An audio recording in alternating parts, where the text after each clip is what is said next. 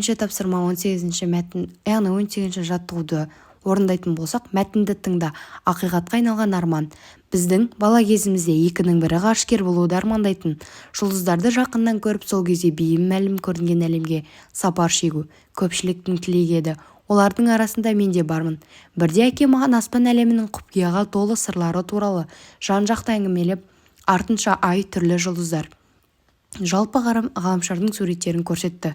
Сол кезде көңілімде оянған қызығушылығымды сөзбен жеткізу қиын. Сонда өзіме өскенде қалайда ғарышкер боламын деп мақсат қойдым. Сол арманның жетегімен жоғары оқу орындарына оқыдым. Жатпай тұрмай іздендім. Ғарышкер болу үшін алдымен табиғаттан берілген мықты денсаулық керек. Сонан соң оқу, жаттығу жұмыстарын бір күнге де үзбеуге тиіссің.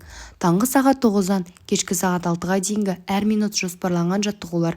Ол жерде сен спорт шеберіне қойылатын талаптарды орындайсың.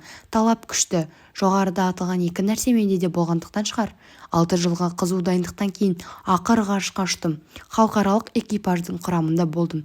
Менімен қосқанда 6 елдің өкпелі ғарышқа ұшты. Бастан кешкен қызықтарымызда, бір-бірімізден үйренгеніміз де көп. Бәріміз де ғарыштан түсірілген жердің суретін талай көрдік. Жер жұп-жұмыр, дөңгелек екенін білеміз. Бірақ ғарышта барлығы басқаша екен. Көктен жер алақандай көрінеді. Ол сондай нәзік, кішкентай, қорғансыз. Көзімнің жеткені біз оны жерді аялауымыз керек. Яғни осы жерді аялауымыз керек. Оның қадірін әлі де сезіне бермейтініміз рас. Ғарыштан жерге түскен соң өмірге, қоршаған ортаға деген көзқарасым түбегейлі өзгерді.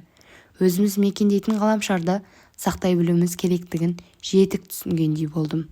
Айдын Айымбетов. Мәтін кім жөнінде және де ол туралы не білесің? Мәтінде ғарышкер Айдын Айымбетов туралы айтылған. Ол Қазақтан ұшқан 3-ші ғарышкер болатын. Ол 2015 жылы 2 қыркүйекте ұшқан болатын. Мәтіннің мазмұны балалық шағында армандаған мамандығына жеткен ғарышкер туралы. Егер адам өз армандарына берік болса, өскенде мақсаттары міндетті түрде орындалатын болады.